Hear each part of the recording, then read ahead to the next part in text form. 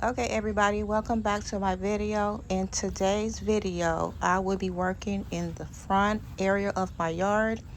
So in this area right here, I will be cutting back these daylilies and also putting some rocks in this area over here where you see where it's muddy at. So I'm going to put some rocks there and see how well that do when the rain comes. Now this is a weed right here, so I'm going to pretty much take that up out of there.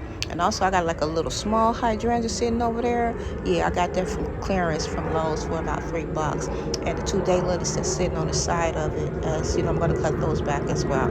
So that's pretty much what I'm going to be doing in this yard, is cutting it back and cleaning it up.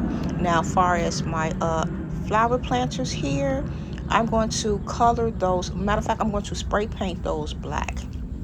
Yeah, I'm going to spray paint each pot black and see how that contrasts with the the things that I want to do for this area right here.